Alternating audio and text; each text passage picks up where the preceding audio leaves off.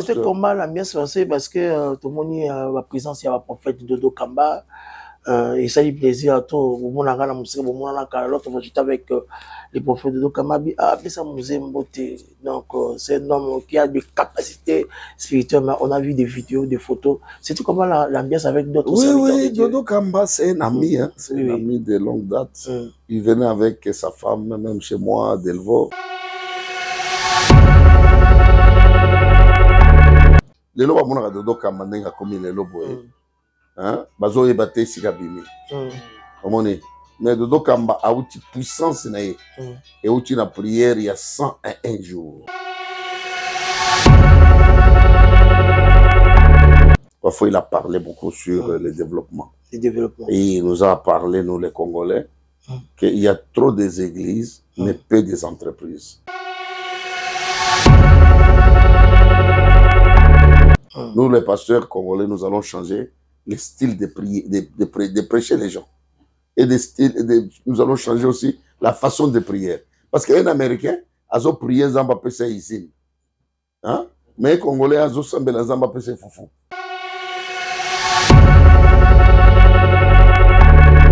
Pasteur Marcelo. Oui. Et comment maintenir la bénédiction, la grandeur. Nous, toujours les Congolais, nous avons un grand bishop. Les bishop. L'homme de Dieu, actuellement, en ce moment, est-ce que Moto a pu vivre sans Koye Banzam? Na minute au Tozoloba. Moto Oyo, Batubele. Baye Banzambe, Lelo Bakimanzambe. Chef Bavodou Joumokwaleki, Alobi, Bazali plus de 5 millions en Afrique, dans le monde. Mais il y a d'autres pasteurs pentecôtistes. Ils sont dans le vaudou. Pour développer l'esprit ensemble dans l'église, il faut marcher dans la doctrine de Dieu. Dans la doctrine de Dieu. C'est pour ça que mon élit pour le grand esprit de Dieu. Et Zonga à Israël. Et Pelisamoto. Il fallait attirer 12 pierres. Moi, nous avons des réseaux sociaux par rapport à la déclaration. Il y a apôtre Dalo, à l'objet qu'il y a à Saint-Rambon, on a président de la République, il y a à Saint-Rambon, tout ça.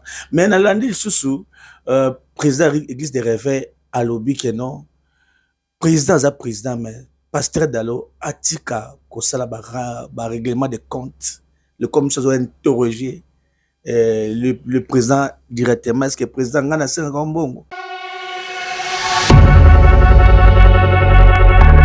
Bon, pasteur Dalo, pasteur Dalo, Aza pasteur Moko, Olbisi Yusto Sebrana, Aza Moana, pasteur Vernon, mais Azali n'a pas de dérapage Mouké.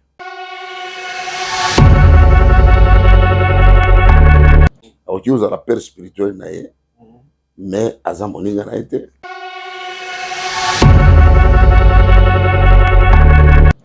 Le pasteur, le président de la République, premier citoyen de la ville, il y a Kinshasa, Aza Moro Bassara Asambele Tonganae.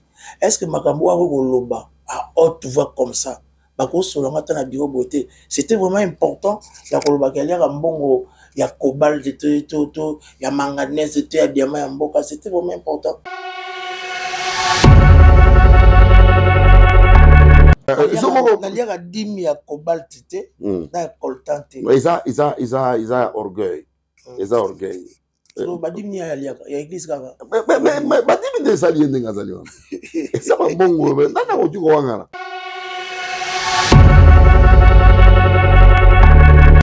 Il faut conseiller en catimini. Au lieu qu'il ne poissaille, Moutouna Binoana. Ça, ce n'est pas le langage d'un pasteur. Ça, c'est le langage à minimiser. Bon, ceux qui président Mokazo considérés en côté. Mesdames et messieurs, partout où vous êtes en train de nous suivre au travers ces médias, au travers la CNTV, canal numérique télévision, vous comptez très bien votre émission, Tresson Enfant. On est là pour investir dans l'homme. Magamo Oyozo Koningisa, Mbokanabiso, comme je reçois les éminents, les hommes de Dieu au travers ces grands magazines de Tresson Enfant. pour Yakufongolo mémoire. C'est pour ça, mesdames et messieurs, je vous supplie, je vous convie à vous installer très confortablement dans vos portails parce que cette soirée, on a ce privilège, on a cette grâce de recevoir l'apôtre William Tindo, ambassadeur universel de la paix. Avec lui, nous avons essayé de parler de l'actualité et puis ses déplacements parce que vous comptez très bien, il était à l'église, vous comptez très bien l'église Nouvelle Cité de David, la Pentecôte de l'apôtre Jean-Clément Diambilaï.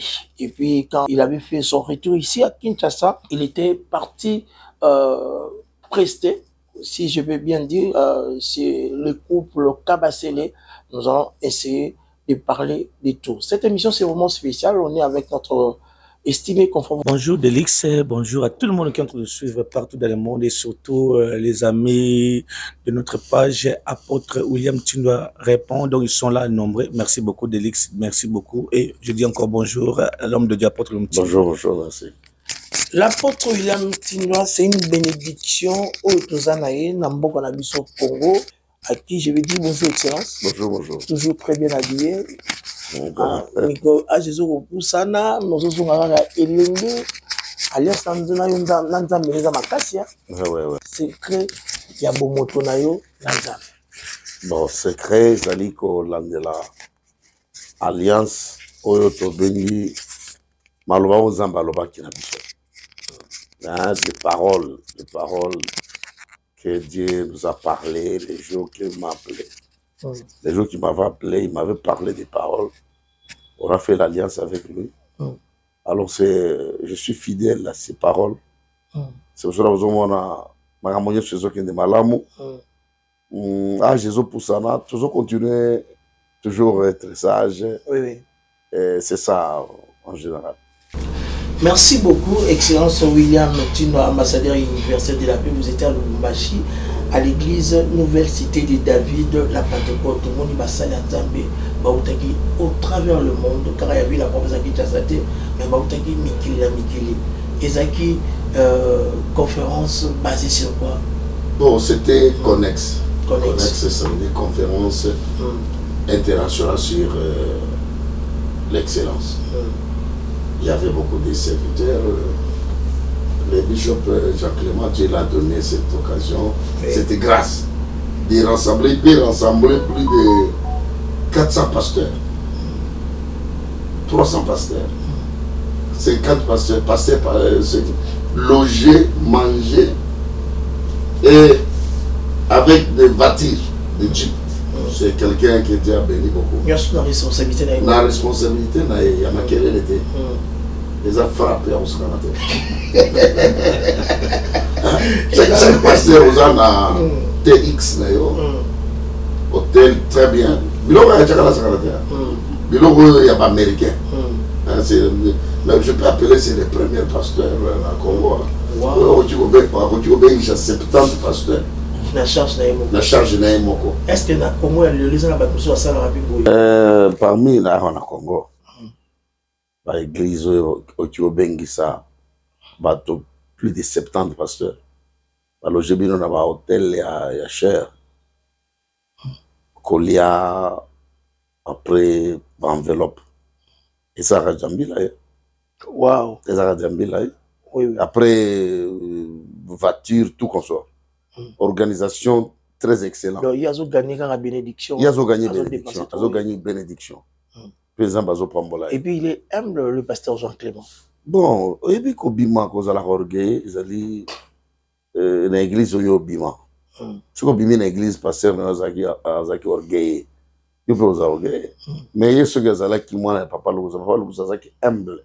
Il parle avec tout le monde.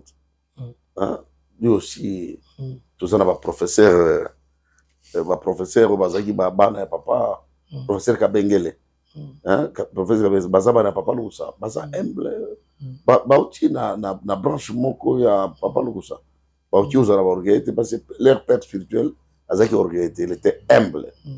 Voilà on a reçu Koloba connexion na. Alors c'était comment l'ambiance passée parce que tout le monde la présence il y a le prophète Dodo Kamba et ça lui plaisir à tout. Au moment où on a musée, au moment où l'autre fois j'étais avec les prophètes de Kamabi, ah, mais ça musée beauté. Donc c'est un homme qui a des capacités spirituelles. Mais on a vu des vidéos, des photos. C'était comment l'ambiance avec d'autres serviteurs de Oui, Dieu. Dodo Kamba, c'est un ami, hein. C'est un ami de longue date.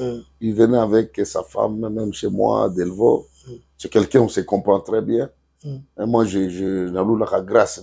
Tout à fait. Vous avez bâti la grâce, surtout il y a 100 jours. Il y a 100 jours. Il y a 101 jours. Les lois, mon Dodo Kamba, n'a commis les lois. Hein? Bazo est battu, si Kabimi. Mais Dodo Kamba a outil puissance, et outil la prière, il y a 101 jours. Tout à fait. Parce que parmi ces mecs qui l'ont, semble la rapé pour naïe, semble la naïe, puissance ou ana, et foula bangon à niveau où ça va rater. C'est un prophète comme moi. Mais il est béni à cause de c'est un homme de Dieu. En résumé, l'apôtre William Tin, ambassadeur universel de la paix, qu'est-ce que vous avez retenu pour cette conférence? Pour cette conférence, j'avais aimé beaucoup de prédications de Wafo. Wafo, il a parlé beaucoup sur le développement. Et il nous a parlé, nous les Congolais, qu'il y a trop des églises, mais peu des entreprises. Wow. Et ça a été touché, j'étais touché. Là, vous êtes en train de faire l'appel aux entrepreneurs, à l'entrepreneuriat. Si nous croyons à la prière, nous allons indexer la prière avec l'intelligence. Tout à fait. Ça va créer des choses.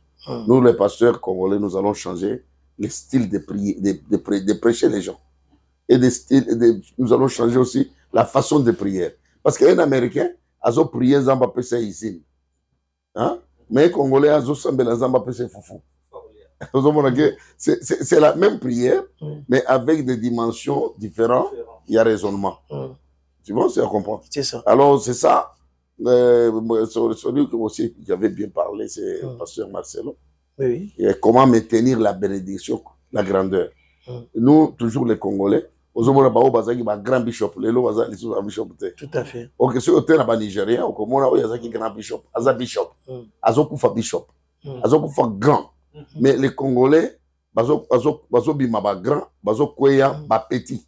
Même la politique. Même la politique, même les ministres, les lois par terre. Comment maintenir la grandeur? Ça, c'était la matière de pasteur Marcelo. Il avait parlé sur tous ces gens-là. Et lui-même aussi, pasteur Jean-Clément. Il avait aussi parlé des stratégies, tout comme ça. J'avais aimé. Tout à fait. De cette façon de cortiquer la parole, les enseignements, j'avais beaucoup aimé. Merci beaucoup, Excellence, l'apôtre William Tindoa. De retour à Kinshasa directement, l'invitation à l'église Aena, au couple Timothée, maman Kabasele. C'était comment? C'était comment? Bon, Kabasele, c'est actuellement, vous avez beaucoup des invitations. On s'est connus déjà depuis. Oui. Et je suis aux États-Unis, je suis signé à Sotea. Parce que je suis signé bien. Mais je suis à Kabasele, na Lubumbashi, na conférence. A rappeler nga makambo ya église. Maman Joël Kabasele. Non, non, il y a Kabasele. Oui. Le bishop Kabasele. Le prophète Timothée Kabasele. Oui, il m'a dit que non, moi je te connais bien. Oui. Je venais dans ton église avec famille Bongeli. Wow. Ça, c'est de longue date. Longue date. Alors, il m'a fait rappeler, j'ai dit en tout cas, que Dieu soit loué. C'est pour ça que la conférence, la Kende Kikuna, parce qu'il fallait Jean-Clément Théa. La Kende Kolanda, puis enseignement à Kuna. Mais comment on a ça? Parce que avec des œuvres palpables. Sa femme, il prêche. Tu vois, tu trouves des églises bien organisées, bien assis, bien construits. Ce n'est pas beaucoup de pasteurs, ils parlent trop, mais il n'y a rien. Mais les pasteurs Timothée Kabasele, avec sa femme, ce sont des pasteurs stables. Très responsables. Très responsables, très organisés. Ok, l'homme de Dieu, actuellement, en ce moment, est-ce que Moto a pu vivre sans Koye Banzam? Na minute yo tozoloba. Moto oyo batebele. Baye Banzambe lelo bakima Nzambe. Bakima Nzambe pona nini il y a beaucoup de réactions sur ba pasteur et kimisa bango na bonzambe. Baki okota ba biloko mususu. Lelo comme na monde ya Illuminati. Batebele bakoti na ba Illuminati parce que bamusu basaki dessine ba église à cause de ba pasteur à cause de conflit, à cause de manque, à cause de immaturité, à ma pasteur, tu me lèves, quand on a pas comme sous, diable a récupéré bango. Mais dans le monde tous en yango, que tous allez n'attend le temps de la fin, Jésus revient bientôt. Motunyo se faut pousser à Ebanzambe. Motunyo so yazali kila myanzambe. Il faut luka à Ebanzambe. Hein, alanda te que non na koi passe pasteur. Pasteur a beaucoup fait aye, il peut beaucoup faire aye. Biso to yaki di moko te na ba pasteur. Biso to yaki te même to yaka na église. To kufa jour moko te. Montre mo te faut préparer les derniers séjours sur le paradis et sur la vie éternelle. Motunyo se faut à préparer. Azali appelé Yakoye Banzam. Merci Délix Salo, merci à tout le monde qui est en train de nous suivre encore. L'homme de Dieu n'a profité de l'occasion de tourner le mot par rapport à ma spiritualité tout le bas. Kozonga no Kishasa et Anna directement décrété prière. Aïna, au décrété prière. Il y avait 12 jours, le thème qui la grande spiritualité face à la diversité. Pour expliquer bien mon nom. La grande spiritualité face à la diversité. C'était comment? La grande spiritualité face à la diversité esprit. Ok. Hein? Oui. Effectivement, tu vois, même aujourd'hui, il y a beaucoup de diversité des dons, diversité des miracles, même diversité des prédications, mais diversité, même, il y a ma prophétie. Ok. Mais la grande esprit, c'est l'esprit de surnaturel qui peut gérer tout ce qui est comme esprit. On l'appelle même le Dieu des esprits des prophètes. L'esprit de la grandeur qui a travaillé avec Daniel. En lui, il y avait l'esprit supérieur. C'est ça, cet esprit supérieur. Et le grand esprit, c'est ça. L'esprit surnaturel, l'esprit supérieur, l'esprit de Dieu, l'esprit de tous les prophètes. L'esprit de tous les prophètes. C'est-à-dire l'esprit, le grand esprit qui a créé toute Makambonyo Sotozomona. C'est l'esprit supérieur, l'esprit de Dieu. Face à la divination. Parce que les locaux de l'église, ils ont fondé na vaudou. Mais soi-disant pentecôtistes. Mais dans leur église, ils ont des doctrines et un vaudou. Tu vois? Oui. Plupart, un chef et vaudou, je m'en crois, alors Bazali, plus de 5 millions en Afrique, dans le monde. Mais il y a d'autres pasteurs pentecôtistes, ils sont dans le vaudou. Comment expliquer la pauvre? Parce que ils ne sont pas des pasteurs. Ils veulent gagner leur vie si mais qui pasteur. Très bien.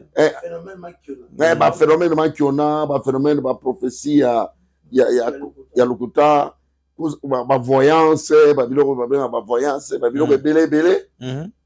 Ils ont moto oyo, azan appel te, mais il y a créé vie naie, pemene makamanzambe. Le qu'on a besoin de Congolais, les Africains en général, donc comme il y a un problème, il y a crise créée par les politiciens pour Nanzala. Mal gestion, il y a pays. Mal gestion, il y a des ressources, il y a pays. Alors, on va dire que le Kazambe, c'est quoi? Parce que tu as tangi, à tel pays, les alliés mal gérés, entrepris, la société, les athées. On va dire qui est dans Zambe. À qui est même par la foi. Mais quand on a Kende, à qui on a appelé Babako, à ma à qui on a appelé Vaudou, mais soi-disant serviteurs, pentecôtistes. Tout ça, c'est la séduction. Monde est la séduction, Thessaloniciens, tout ça, c'est la séduction. Alors, face les grands esprits, face à quoi? À la diversité. À la diversité spirituelle. La diversité de la divination. Alors, ça, c'est comme Élie à la montagne de Carmel. Hein? Alors, maintenant, l'église, il faut développer l'esprit ensemble. Alors, pour développer l'esprit ensemble dans l'église, il faut marcher dans la doctrine de Dieu. Dans la doctrine de Dieu. C'est pour ça que Élie, pour le grand esprit de Dieu, ils ont à Israël, et Pélissamoto, il fallait attirer 12 pierres. 12 pierres, ils ont une doctrine ensemble et Abraham. Les autres, comme il y a l'église, il faut battre le cas, doctrine ensemble et ont à l'église. La doctrine ensemble, Et comme problème, parce que tu es raté. Parce que la doctrine, ensemble, c'est la crainte de Dieu. C'est la sanctification. C'est la sanctification. C'est la prière. Hein? C'est marcher dans la parole. Ça, c'est ça, la doctrine des grands esprits, de l'esprit supérieur. Voilà. Alors, comme ce qui n'a kanda sur le plan spirituel, sur le plan spirituel, qui n'a kanda directement au décréter directement la prière, ngomba, va veiller, ils ont enchaîné. Ezaki nini makamuto komona kuna na Lubumbashi nde révolta ki yo be comment na koli na Lubumbashi, na koli entre Lubumbashi, Likasi, Fungurume. Là-bas, la parole de Dieu reste la parole de Dieu. C'est comme Motoye biso a koli na Mbujimai. Kuna makamonza bezali sérieux. Makamonza bezali sérieux. Makamonza bezali ba montagne, ba prière, sanctification. Mais awande ozomona makamonza be est comme mélangé na mondanité. Alors, ce il faut se concentrer. Le temps où on a il faut bien rempli. Chaque jour. Mais il y a l'environnement. Au sein de l'environnement, il y a trop distrait. Il y a trop superficiel. Ce qui est un mouvement. Nazo, il prier. Il nazo. Lelo bunda, lelo bakeyo. Lelo toke de ko seke lumière. C'est tout ça le peuple moko ezali trop superficiel. Ba éviter biloko bazoluka, c'est ça. Alors à part l'homme de Dieu, Oza ambassadeur universel de la paix, chancelier des ordres nationaux. Moi nous ningani kalami kita na réseaux sociaux par rapport à la déclaration il y a apôtre Dalo à lobby que il a Sengrambon na président de la République il a Salarabo ndenge tout ça mais na landi sous président église des réveils à lobby que non président mais pasteur Dalo atika ko sala ba règlement de compte le commission doit interroger le président directement. Est-ce que le président Ngana Sengrambongo est-ce que Kabila Rangai donc président de l'église de réveil à Pekisiango yo ko banina ba propos wana président de la République à Pekisiango président de l'église de réveil à Pekisiango bon pasteur Dalo aza pasteur moko obiso nyonso sepelaka na ye aza mwana ya pasteur Vernon mais azali na ba dérapage moke aza na ba dérapage moke surtout kokende kotushaka les premiers citoyens du pays aza moninga na ete akoki ozala père spirituel na ye mais aza moninga na ete oyo akoki koloba na sens wana alobi sens koloba motu wana mais est ce que pasteur d'alors akoki kozanga mbongo ya président akoki kozanga ata bapesaki 10 te parce que baassemblée de Dieu bapesaka 10 te na enveloppe boye te yo koya dîme na yo okotinda yango na administration. C'est l'administration qui gère la dîme. Ça veut dire motokoya apesi 10 000 na kitunga. To akopesa yango na guichet ba vivra bongo. Mais akoki ola bateke ba ngondenge bazawana église wana zo se développer comment. Même ba poste bazui koza ba poste bazui plusieurs postes bazui yango pour l'année parce que c'est l'église du président. Tu vois? C'est l'église du président. On a aussi koloba pona va passer l'église de réveil. Ba aussi koloba tendenge balobaki. Baloba yango na yatindi bango baloba. Na yatindi bango baloba. Président de la République azali na ba institution na ye. Institution ya liboso maison civile na ye. Maison civile na ye ce qui est lobby et loco. Normalement par exemple maison civile ndeki de oloba que makambo wana pasteur wana a retiré maloba wana. Deuxième sécurité nae. Tu vois, sécurité nae et koloba. La sécurité, par exemple, demi passé pour les militaires. Demi pas kanga ba civil terre. Awane le loto bazo demi peso que terroriser ba to beta ba. Demi pesali sarma. Kala. Na ba kanga la ba demi pukuna. Na zata soldate. Batika ko terroriser ba to na ba demi. Demi c'est pour les militaires. Ils ont renseignement militaire. Ils ont sarma. Yami bale batuloko ba aner oki ko bengisa ye e bise makambo elobaki to ngi to yoka yango lisusu te hein et yami sato ezali par exemple famille à président o ba oki ko o bazali en matière de sécurité na ye yo oliko banda ko brancher wana ce qui présidence yango moko elobite maison civile na ye lobité anere lobité interpellé te mais ba pasteur ba otiko bima koma ko kindo sala ba discours oyo ba lobaki yami sato to loba na chiluba kwambe kutole hein c'est dit kutolo ba toloba pasteur Dalo alobi makambo ya Kimoyibi nani abosani ke mboka oyo ezali mboka ya Kimoyibi mutu nyonso il faut botika rappeler place ba pasteur balobaka mboka na bango baloba parce que un pasteur c'est un civil, c'est quelqu'un il est dans la société,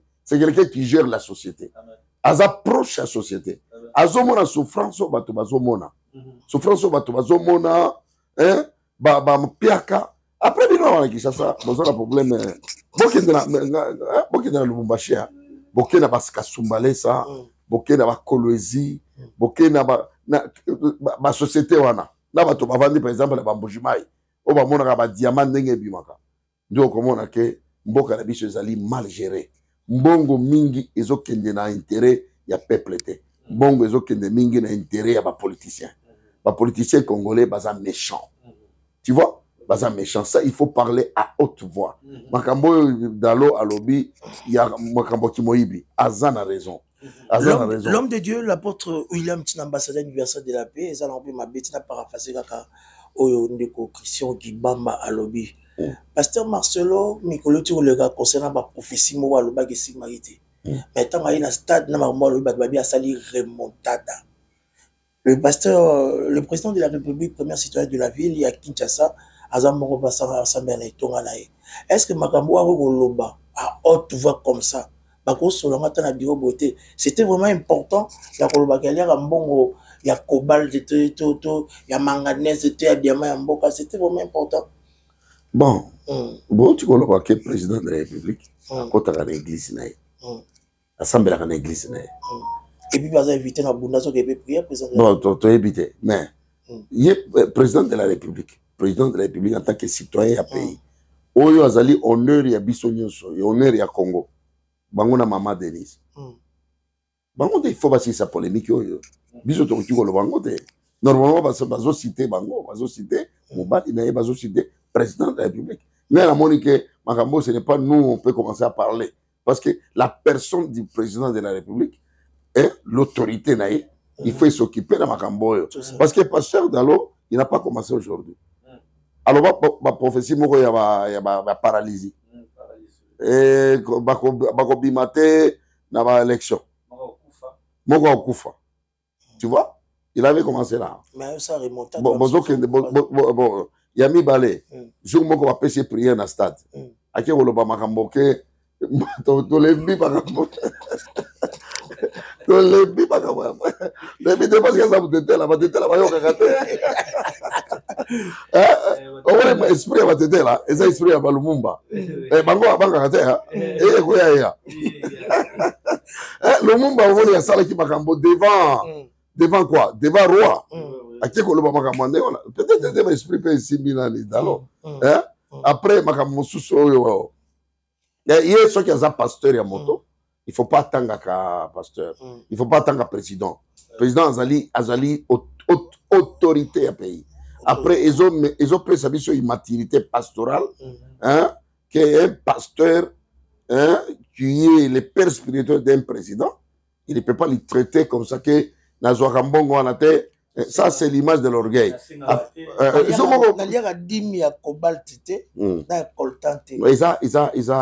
orgueil. Ils ont orgueil. So badimi ya église kaka. Mais badimi de sali ndenga zali wana. Ça va bongo nana ko tuko wangana. Moto pote.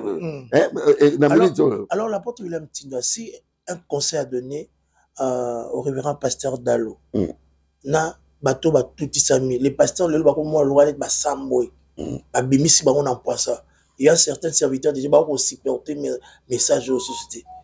Et puis tu évites ma plateforme où ils ont remboursé en Congo ce qui bagolobane nini bon là on dit kolobana pasteur Dalo oui c'est quelqu'un qui est resté dans makamwanzambe ya solo oya zote ya makamwanzambe doctrine selon ce qu'il avait eu à son père spirituel oui atika ko frôler mingi pouvoir atika parce que bazaba bana na ye akoki kolobela bango na salon akoki kolobela bango place nyonso mais babiloko oyo azokende koloba c'est très dangereux malgré président akoki koréagir te mais sécurité na ye na baparti politique na ye jour moko akoki se retrouver na makambo mabe nga na conseiller atika koloba makambo wana il n'est pas censé de parler surtout lui parce que le président de la République c'est son père il est le père spirituel Yanan Yafachi oyebi nga jour moko nazaki encadré spirituel ya Machako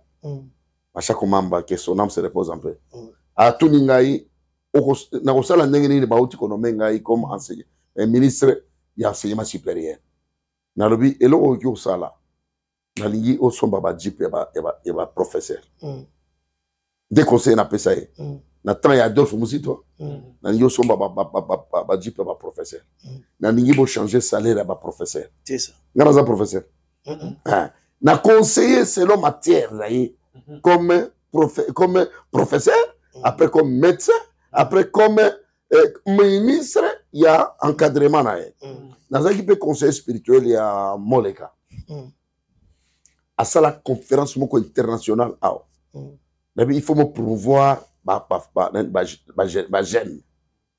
jeune nata wana ministre Boussa Boussa azalaki nata wana azaki conseiller Jean-Lucien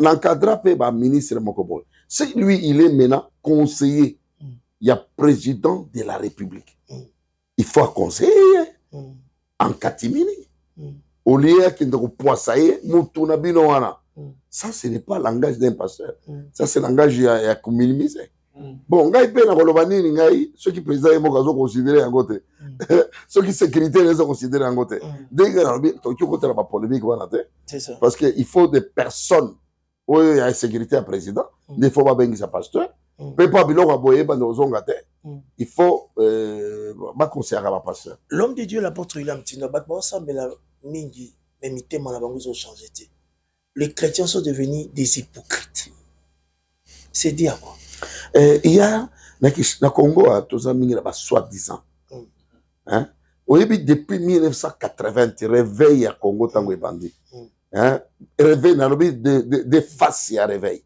na lobi te 78 na lobi na 78 réveil tango yé na ba Osborne et yé na ba papa nani Aïdi Nabal na réveil ebandi na 1980 réveil ebandi na 1980 ekutaki pays na nzala na tawana tozalaki na embargo na temps ya Zaïre zala ezalaki mingi na temps ya 1980 alors tout ba pasteur mingi ba frère mingi chrétien babandi kosambela mingi mpo nzambe apesa babandi kosambela mingi te par rapport ya sali éternel eza des choses évangile ya Congo eza évangile mingi oyo ezalaki mingi sur la prospérité évangile sur la prospérité évangile sur la prospérité etindi bato mingi na kosambela mpo nzambe apesa mais etindi bato te kosambela mpo moto apesa bomoi na ye epai ya nzambe d'abord ça faut comprendre deux choses là koza créer des soi-disant chrétiens oyo bayaka na église mpo basambela nzambe apesa. Moi je suis prophète j'ai prié beaucoup de gens bato bazwa bakomi mambongo bazotanga ta nzambe te il faut comprendre que moto il faut côté ya pesa bomo ina ye pa nzambe apesa motema na ye pa nzambe parce que soki apesi vie na ye pa nzambe akomi mwana ya biblia akomi mwana liloba ya nzambe ko changer nature na ye ndio ozomona moto akomi na lipamboli ya nzambe mais aza na motema ya satana na bazo comprendre aza na lipamboli ya nzambe nzambe apamboli ye mais aza na motema ya diabolo parce que lipamboli na ye kopesa te asalisa bato lipamboli na ye kote po abloquer bato ngai la komi mokonzi sikoyo na komona na kosuka omoni parce que aza moto apamboli mais aza na ba nature ya mabe agarder ba rancune il y a des sociétés ba opportunistes les infiltrés c'est ça de moni de moni atala banzembo ngai pe na kozala moto atala banzembo ngai yo na bande ko lala na sala lelo na bande pe kolia ngai nazaki mutuka lelo nakomi na mutuka. Est-ce que tout ça ça va entrer dans la foi? Mais ce que moni foi américain parce que pays n'est allé organisé à cause de mutuka na pamba soin na ya pamba sa musala ya pamba au moment que eza forme susu on est forme ko eza la forme ko ebandi na nzala eza la barankini mingi ils ont créé, ils ont changé peu mon thème à tout. Deux hommes à Bastel, ma commune, ma thème ma chrétien, notre foi a été mal posée. Hein? Yo, talaka, mais bateau, apporte nous allons mon thème à malamu. Mon thème.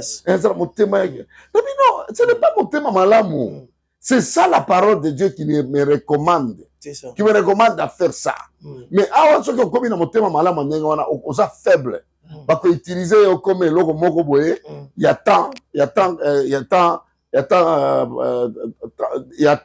après va sucer yo. Ça dit, c'est le son des soi-disant chrétiens. Au va régner mingi dans l'église. Voilà. Et là, on se dit comme ça, il se bat au sambela. Et là, bat comme on bang avec au set sabat parce que cet esprit-là de l'ingratitude, les gens sont devenus de plus en plus des ingrats, papa. C'est que l'église est un devoir, il y a ça, il y a ça, Marambo, qui est là, c'est peu. Là, il y a tout, papa. Dans l'église, dans la classe, et si là, nous avons une formation à Malamba, pourquoi ils vont la restaurer? Mon toki au Tanga. Bateau va Bateau va créer chaos dans le monde. Ils sont intellectuels. Ils sont intellectuels, ils vont créer chaos. Banane va salir maladie à corona. Ils sont intellectuels. Banane va salir bombe atomique. Ils sont intellectuels. Banane va salir mandouki kalachnikov et bomi bateau plus de milliards d'âmes. Intellectuels. C'est-à-dire intellectuel sans Dieu, c'est du banditisme. Non, vous comprenez? C'est très profond. L'intellectualisme sans Dieu, l'intellectualisme sans le cœur de chrétien, sans Christ en toi, c'est du banditisme. Banditisme. Parce que tu vas détruire de ce que tu es dans ta tête. Autant de classe, il y a finance à payer. Mais il y a finance pour payer dans le chaos. C'est-à-dire intellectualisme, on a utilisé un sens de banditisme pour détruire votre pays. C'est-à-dire que tu es en train aussi de saboter ta capacité intellectuelle. Papa, tu as parce que on peut sa jeunesse n'a eu qu'à pancol. Vie n'a eu ma jeunesse n'a pas encore. Dans le évangile ya lelo. Dans le bino yamba qui évangile yango. Oyo ekolisa oyo zalelo. Bokese nezabi. Bokese nezali makasi. Bokese neza makasi. Bato balokoti nzambe la balabala. Comment expliquer? Bato sans conversion du cœur. Sans conversion du cœur. Alors quand ils ont la délivrance, hein? Parce qu'à quoi il hein? Parce que tu le mot à parler à langue, nanzala moko boya famille na kidoki famille, mais à bongola moté manaete, il commence à changer son expérience de sa délivrance, hein? Mais na oyo biso ngala yambi zambe nazana mwana muke, hein? Moi je suis grandi dans la famille pastorale, tu vois? Famille pastorale, ma mère, elle était prophétesse, mon père pasteur, mon grand-père pasteur. Nous sommes des familles de missionnaires. Depuis Bokoko Nabiso, Bakoko Nabiso de ma maman, église méthodiste na Lubumbashi.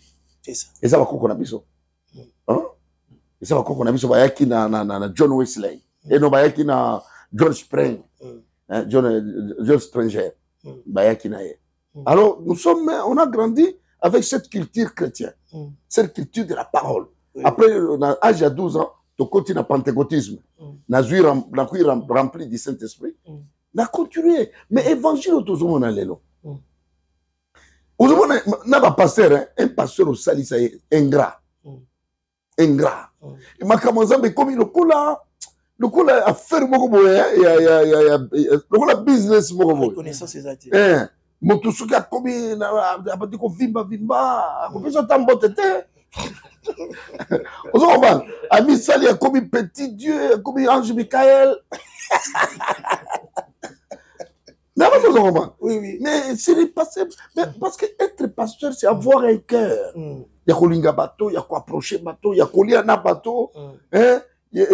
Jésus lui-même, il était le Dieu. Il est né comme Dieu. Mais il s'est fait comme un homme. Mais dans Katia Bomotore, il a orgueillé. Bible le dit, alia na bateau nyoso. Avant de na bateau la kuluna. Jésus a vendu au vendre la bango. Bandumba, Jésus a vendu au vendre la bango. Mais les loups, pasteur, il comme le pouvoir, mon moussou. Et pasteur, ah non, non. Bazo lula mokili, babandi ko lula mokili. Babandi ko lula makambo ba monaka ya ba sécurité ba kamba minena. Et ça complexe pastoral. Et ça crise à grandeur.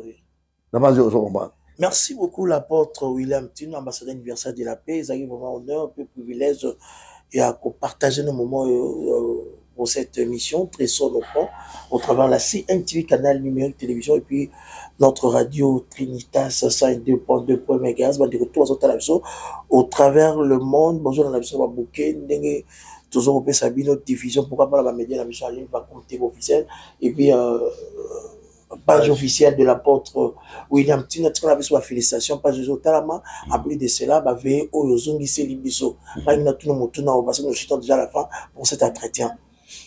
L'apôtre William Tino, bah, on peut une invitation au travers le monde. Nous allons mettre la poto, na Dallas, na États-Unis, na Pop, na Bête, Oye Lubumbashi, Oye Kinshasa, bah, on peut bingsa, parce que net, bah, on peut bingsa.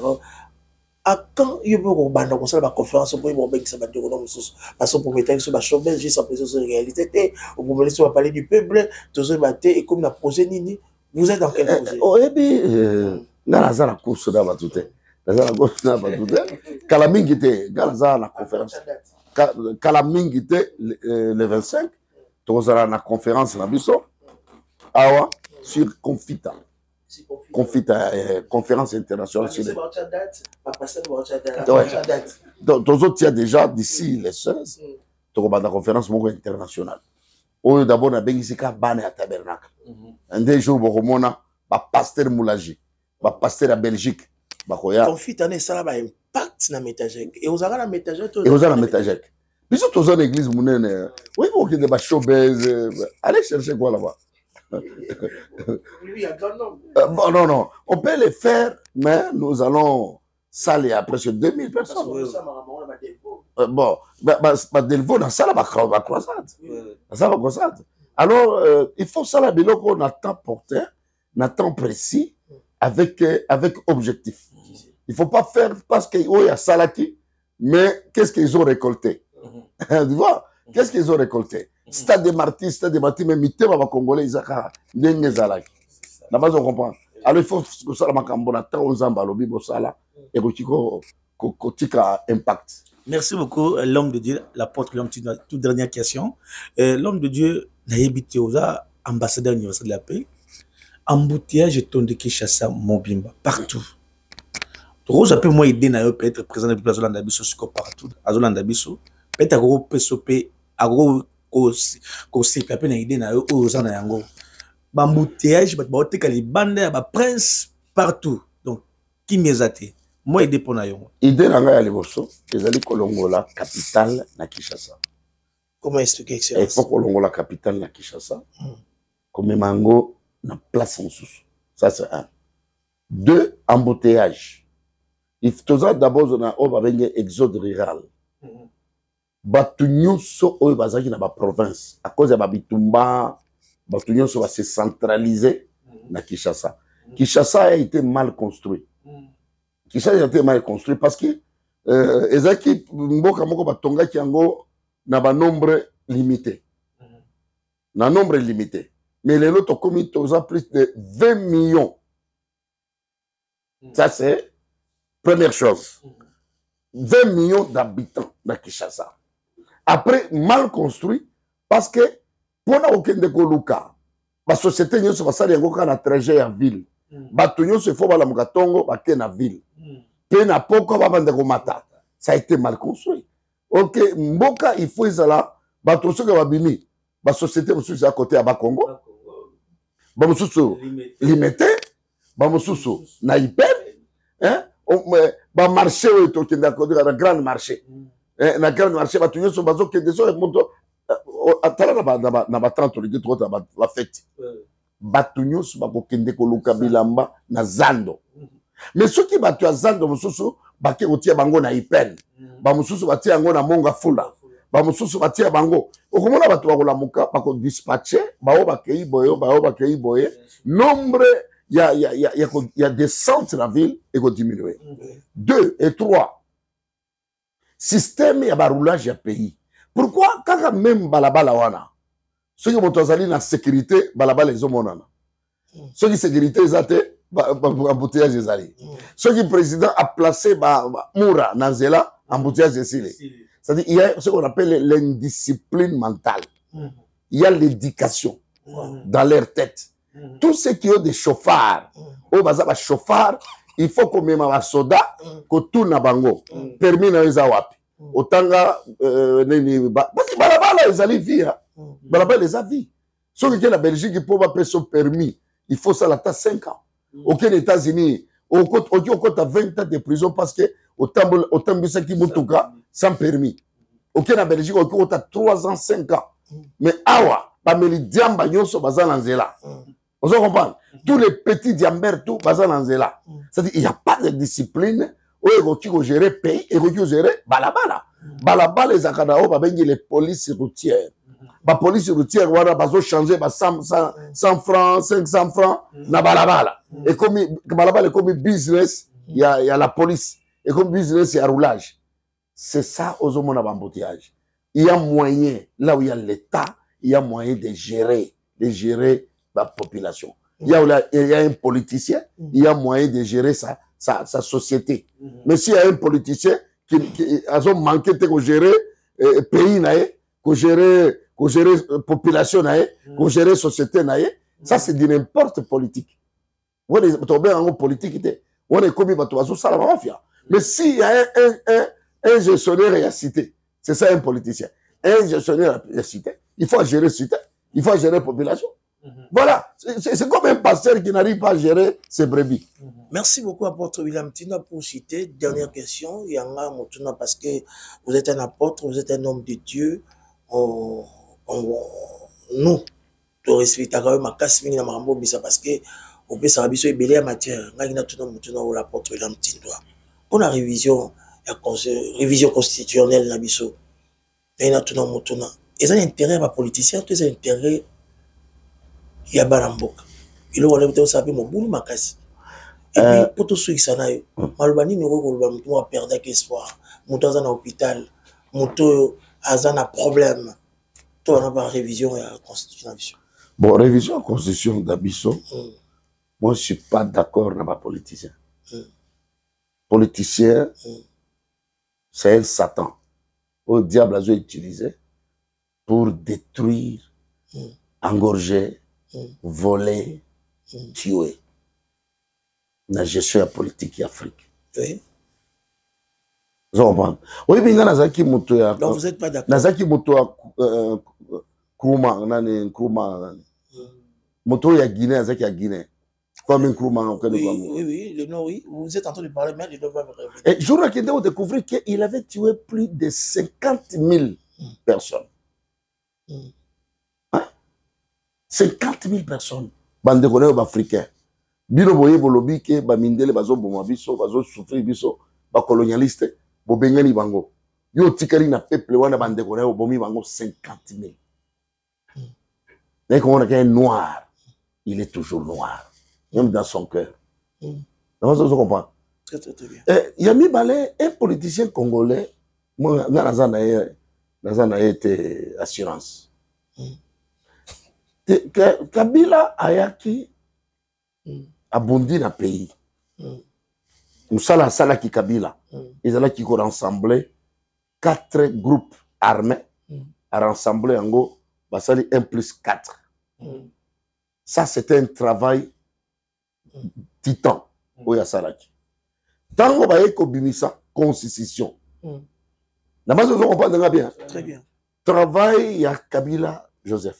Après la mort de son père, il a rassemblé 1+4. Il devait faire sortir la constitution. Parce que nous avons la première constitution de la République d'Isaïe et la République démocratique du Congo. Mais dans la constitution, il y a Bimisaki. Les autres qui ont découvert Makambo Ebele et Mabé, où ils ont fait souffrir Congo. Congolais. N'a pas toujours comprendre. Ils ont fait souffrir Congolais. Tout qui ont découvert Makambo Ebele et Mabé, Nakati, pas l'intérêt à Congolais, mais l'intérêt à politique na bango. Tout à fait. Mais il y a des politiques à Congolais, j'ai vraiment. Oui, parce que la politique na bango pour na intérêt personnel na bango, on est pas ça pour l'intérêt à pays na peuple à pays wana.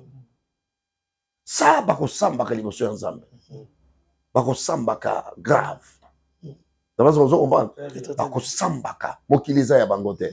Pe bato bazo souffrir. Baza batu Nzamba pesi bango, ba gérer bango. Mais bango bazo gérer bango na ndenge ya méchanceté. Ça c'est très dangereux. Les lois, ceux qui vont changer les sous-constitution. Kabila là-bas qui a changé la constitution. A changé qui a changé qui? A changé qui? Abima qui a abimé à qui? Abimé à tika qui n'est tika qui? N'est tika qui?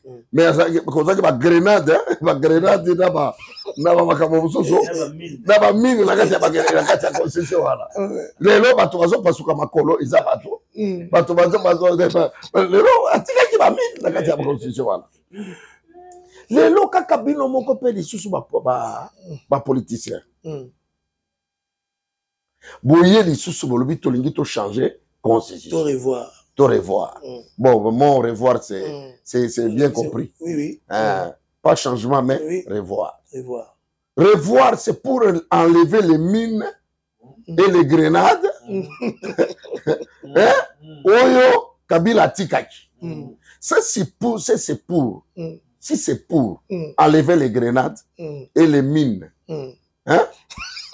On peut autoriser. On peut autoriser. Chaque Congolais fait un. C'est ça. Hein? Pour revoir cette constitution, il y a moyen de revoir. Mais le problème, c'est avec quel législateur? C'est ça le problème. Un législateur congolais, il peut changer en pleine session à Bango. Enveloppe les autres tambola kuna, makambo changer la minute. Je n'ai pas sûr il y a un législateur congolais. Parce que ce sont des corrompus. Ce sont des gens qui ne travaillent pas au nom. Il y a ma voix au Yetinda qui bango na parlement. Merci beaucoup. Ce sont des gens qui travaillent pour l'intérêt. Il y a deuxième bureau, troisième bureau. On a na Canada. Le rôle mata avion te, mata avion pays qui est en Belgique. On se comprend. Alors, changer la constitution avec quelle législation? Législation, il y a des députés autour de Bango, il va corrompu. C'est facile, il va proposer $100,000. Il peut gâcher le pays dans 20 ans. Et puis, il va avoir 100 fois. Il va avoir 100 fois. Il va avoir 50 ans. Bon, tu vois, le président, tu as changé la constitution, tu as changé la constitution, le président de Gaza, on a 20 ans. Merci beaucoup, apôtre William Tino. Nous sommes déjà à la fin de cet entretien, de cette émission entre son enfant. Malheureusement, il y a madame de Gazo, on a page nayo. Tout c'est bien malheureusement, nayo, Pambola Rabiso, restaurant Rabiso, Moutomouzou, Azangagi, Likia, mon apôtre William Tino. Oui, pour le banni, oui, pour déclarer, parce que vous êtes, on est en train de vous suivre au travers le monde. Bon, je peux dire que c'est bato va perdre espoir. Moto azali na biloko misato. Moto akuti bénédiction na famille na ye. Akoli na kati aisance. Na moto akuti eloko moko te na famille na ye. Il faut yeba ke yinda ko mema eloko na famille na ye. Ye un jour akosepela. Koza bato mosusu oyo bafandi na kati ya hôpital. Azo bela, aza malade. Ceux qui ont un soin convenable, soin na biso to dans na Inde, to dans Afrique du Sud, na Poto, de Hollande, soin.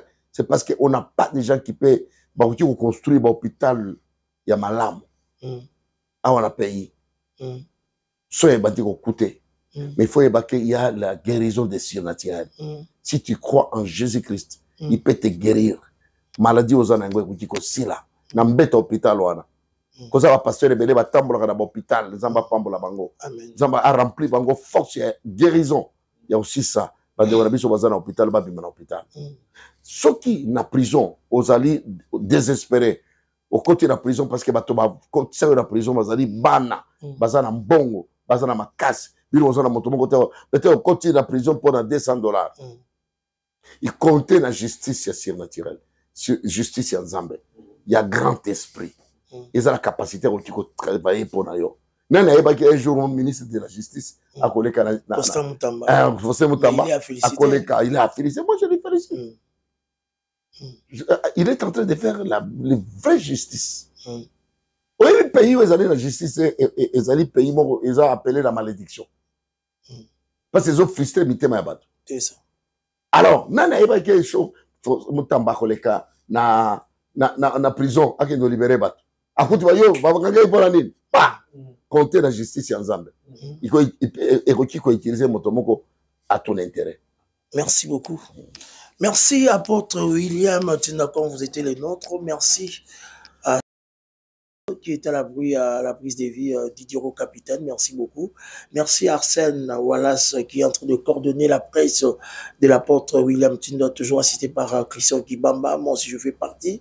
Merci à Padou Bomboussa Bokia Lokonde Fabekato, mon réalisateur. Merci à Daniel Tissungu. Dressons nos fronts au tel misara l'organisation pour nous le baka à solo, pour nous le baka à vérité. Boanyande biso tolingi éclairage épais samila mututu tolingi mutunyoso azwa restauration yango to ekoluka ntoma na Nzambe l'homme de trois frères l'homme de trois fleurs l'homme de la délivrance intégrale. Vous comptez très bien de la personne de l'apôtre William Tindwa 6600 volts bukole budiadia bukwabu alobi na ye afini mutute alobi ka vérité pour y basa patriote pour l'intérêt Yaba Congolais. Ngalabino Tokutani Malasima. Suivez cette émission sur la CNTV, canal numérique télévision, le mercredi à 21h, et puis plus de rediffusion sur la CNTV. Papa, Totondi, malgré beaucoup d'occupations, malgré beaucoup de responsabilités, vous avez non, mon fils de luxe, je dois quand même répondre à tes questions, et ça lui fait plaisir. Merci, Nandoko Christian Kibamba, Nandoko To Batalibiso. Ciao, là. Allez-y, j'ai dit, je parlais, je finis. Fin de citation. D'accord.